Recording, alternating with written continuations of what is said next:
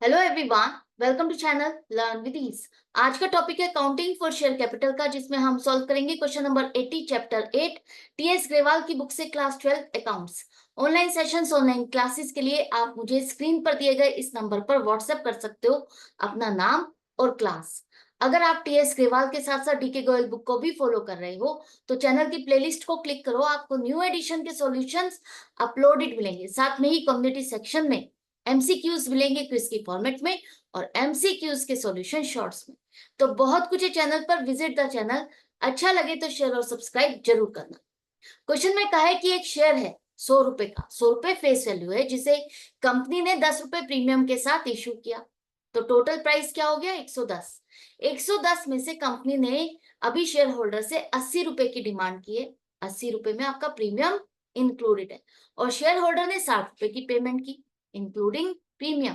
मतलब share holder ने premium का पैसा दे दिया, कंपनी को उसका बाकी का पैसा नहीं मिला, तो कंपनी ने उसके शेयर को कैंसिल कर दिया और दोबारा से रीइश्यू किया 70 रुपए में।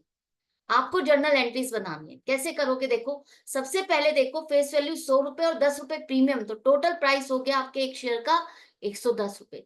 110 रुपए प्रीमियम मिला के कंपनी ने कितना डिमांड किया अभी तक? 110 रुपए में से 80 रुपए। 80 रुपए में 10 रुपए प्रीमियम, तो बाकी फेस वैल्यू कितनी हुई? 70 रुपए। तो कॉल्ड अप आपकी फेस वैल्यू 70 रुपए है। शेयर होल्डर ने कितना पैसा दिया? 60 रुपए। 60 रुपए इंक्लूडिंग प्रीमियम। तो 10 रुपए तो प्रीमियम का कंपनी को मिल चुका, कंपनी ने 10 रुपए प्रीमियम डिमांड भी किया और शेयर होल्डर ने उसको पे भी कर दिया और फेस वैल्यू 50 रुपए मिली। जो पैसा उसने नहीं दिया, 80 रुपए डिमांड किए, 60 रुपए दिए, तो बाकी 20 रुपए, इसका मतलब उसने नहीं दिए।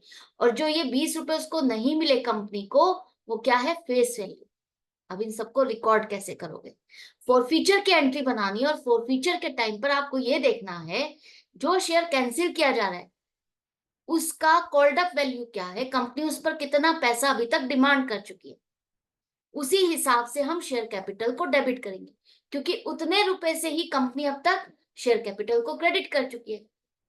अभी तक कंपनी ने कितने कॉल की डिमांड की, उसी हिसाब से तो कंपनी ने शेयर कैपिटल को क्रेडिट किया होगा। तो हमें अगर शेयर को कैंसिल करना है तो जो शेयर कैपिटल उसके लिए क्रेडिट हो चुकी, उसे हमें डेबिट करना है। तो आपको शेयर कैपिटल के लिए सिर्फ फेस वैल्यू देखनी है, प्रीमियम के लिए अलग अकाउंटिंग होगी। तो फेस वैल्यू जो 70 रुपए से आपने शेयर कैपिटल को क्रेडिट किया, उसको डेबिट करो। शेयर नहीं, शेयर कैपिटल नहीं, कैंसिल हो गई। क्लियर है? अब इसके बाद बात आती है, क्या हमें प्रीमियम, सिक्योरिटीज प्रीमियम को भी डेबिट करना है? नहीं करना। जब प्रीमियम का पैसा कंपनी ने डिमांड किया और शेयर होल्डर ने पे कर दिया, तो आपको प्रीमियम का पैसा डिस्टर्ब नहीं करना। सिक्योरिटीज प्रीमियम अकाउंट को आपने क्रेडिट किया था जब ड्यू की एंट्री बनाई, और आपको शेयर होल्डर से वो प्रीमियम का पैसा मिल भी गया, उसमें तो फॉल्ट नहीं हुआ। तो प्रीमियम के पैसे को आप डिस्टर्ब नहीं करोगे, उसी में ही रहने दोगे।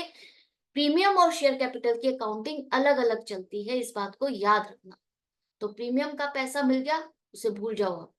अब आपको देखना है फेस वैल्यू को। फेस वैल्यू में 20 रुपए अगर उसने नहीं दिए और कौन सी कॉल का पैसा नहीं मिला ये भी नहीं पता, तो आप सीधा सीधा to call in arrear account को क्रेडिट करो, 20 रुपए हमें नहीं मिले। और जो पैसा इससे मिल चुका वो कितना है? 50 रुपए। 50 रुपए फेस वैल्यू आपको मिल चुकी है, वही आप फॉरफिटेड शेयर अकाउंट में डालोगे, क्योंकि कंपनी इसको रिफंड नहीं करने वाली, और उसको बल्कि एक नया अकाउंट खोल के उस पैसे को उस अकाउंट में डाल देगी। 70 रुपए कंपनी ने डिमांड किए, 70 रुपए से हमने शेयर कैपिटल को रिवर्स किया। उसके बाद अब आप देखो कि कितना पैसा उससे मिला और कितना नहीं।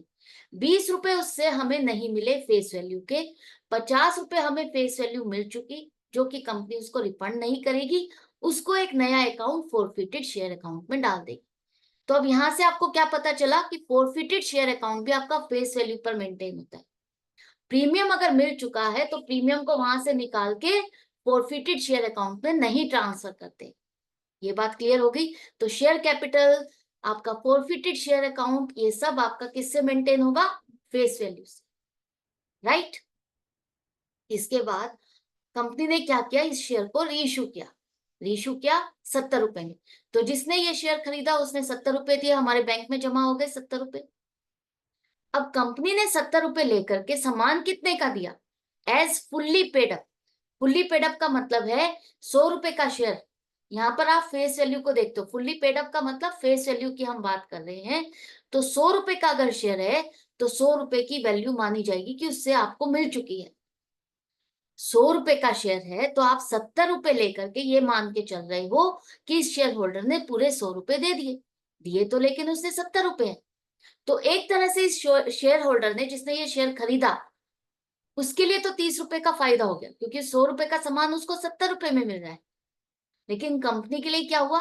नुकसान 30 रुपए का। कंपनी से 70 रुपए लेकर के 30 रुपए फ्यूचर में डिमांड नहीं कर सकती। कंपनी का तो फाइनल हो चुका, 70 रुपए लेकर के उसको 100 रुपए की वैल्यू का सामान दे दिया।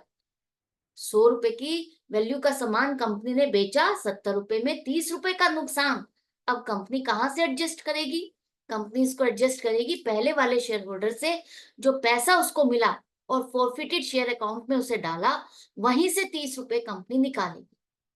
तो फॉरफिटेड शेयर अकाउंट जो आपका क्रेडिट है, वहीं से आप 30 रुपए निकालना चाहते हो तो क्या करोगे? फॉरफिटेड शेयर अकाउंट को डेबिट, कि हमें लॉस हुआ है तो उसमें से हम इसको एडजस्ट करेंगे।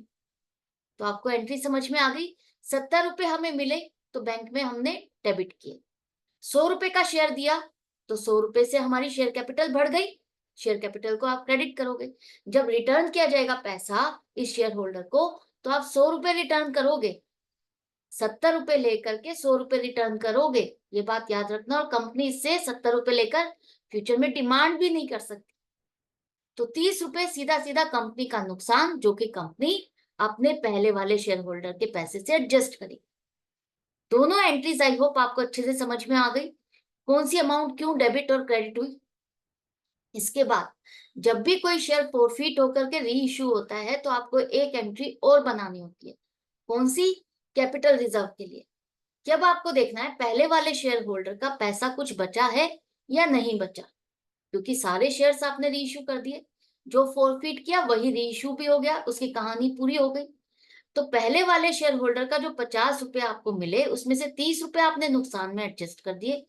बाकी 20 रुपए फाइनली कंपनी की इनकम है, जो कि फॉरफिटेड शेयर अकाउंट से निकाल के डेबिट करके कैपिटल रिजर्व अकाउंट में ट्रांसफर कर देंगे। राइट? ये समझ में आ गया? तो 50 रुपए में से 30 रुपए लॉस में एडजस्ट हुए, 20 रुपए आपने कैपिटल रिजर्व में ट्रांसफर कर दिए। अगर हम इस 20 रुपए को फॉरफिटेड शेयर अकाउंट में रहने देते तो क्या होता? फॉरफिटेड शेयर अकाउंट क्या प्रेजेंट करता है कि आपने कोई शेयर कैंसिल किया और वो रीइश्यू नहीं हुआ। अभी उस पहले वाले शेयर होल्डर का पैसा उसमें है और वो शेयर आपने रीइश्यू नहीं किया, जबकि हमने तो सारे शेयर्स रीइश्यू कर दिए। तो ये अकाउंट आपका क्लोज हो जाना चाहिए। जब जितने शेयर्स आप फॉरफिट करके रीइश्यू कर देते हो तो फॉरफिटेड शेयर अकाउंट आपका क्लोज हो जाएगा, कुछ लॉस में एडजस्ट होके, बाकी कैपिटल रिजर्व में ट्रांसफर हो जाएगा। ये चीज आपको बहुत ध्यान से करनी है, समझ के करनी है। तो ये था क्वेश्चन, आई होप आपको अच्छे से समझ में आ गया। डाउट या कंफ्यूजन है तो कमेंट सेक्शन में लिख करके पूछ सकते हो। अदरवाइज अच्छा लग रहा है तो लाइक का बटन प्रेस करते चलो, ज्यादा से ज्यादा स्टूडेंट्स में शेयर भी करो ताकि सबकी प्रॉब्लम सॉल्व हो जाए। मिलते हैं नेक्स्ट वीडियो में नेक्स्ट क्वेश्चन के साथ। Goodbye and take care.